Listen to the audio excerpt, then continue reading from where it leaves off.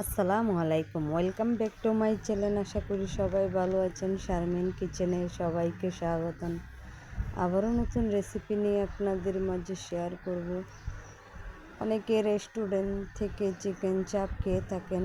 আজ আমার recipe follow করে যদি আপনারা তৈরি করেন তাহলে আপনারা ঘরেই তৈরি করে নিতে পারেন চিকেন চাপ তৈরি করার জন্য আমি এখানে 1 কাপ পরিমাণ পেঁয়াজ রসুন বাটা নিয়েছি, 1 কাপ পরিমাণ টক দই নিয়েছি, দিয়েছি 2 টেবিল চামচের মতো আদা বাটা, 2 চামচের মতো গরম মশলার গুঁড়া, 1 চামচ মরিচের গুঁড়া, হাফ চামচ হলুদের গুঁড়া, স্বাদ মতো লবণ, জিরার গুঁড়া দিয়ে দিব 1 চামচের মতো, দিয়ে দিব সয়া সস 1 টেবিল চামচের মতো।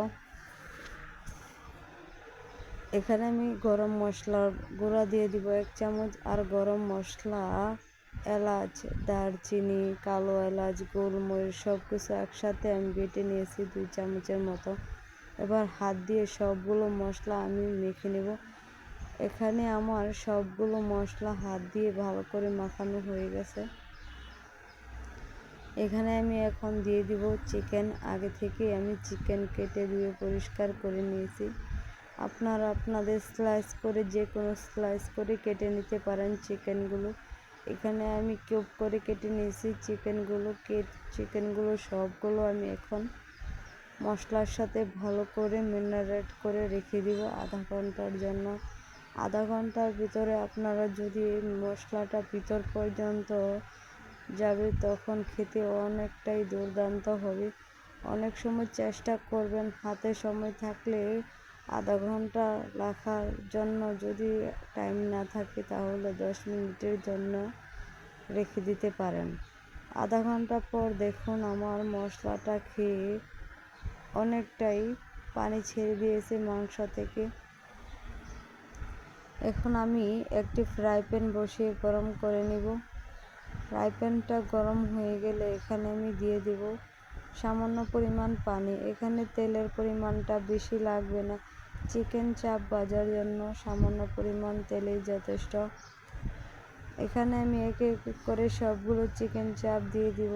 আপনারা যদি এই রেসিপি ফলো করে আপনারা ফলো করে চিকেন চাপ তৈরি করেন তাহলে আর রেস্টুরেন্ট থেকে কিনে খেতে হবে না।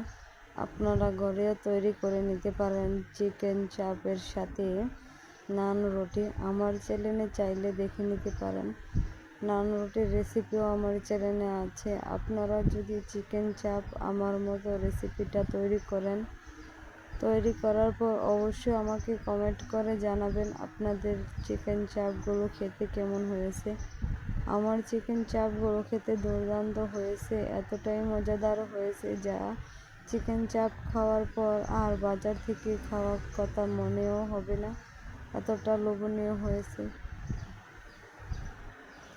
পিঠ ভাজা হয়ে গেছে, এখন আমি অপর পিঠ ভাজার জন্য চিকেনগুলো উল্টে দিতেছি। আপনারা যদি আমার রেসিপিটা A to Z সব কিছু দেখেন আর শেষ পর্যন্ত ভিডিওটা দেখেন তাহলে আপনাদের রেসিপিটা তৈরি করতে একদম সহজ হয়ে যাবে। অবশ্যই রেসিপিটা ফলো করবেন। চিকেন চাপগুলো দেখুন কতটা লোভনীয়ভাবে ভাজা হয়ে গেছে।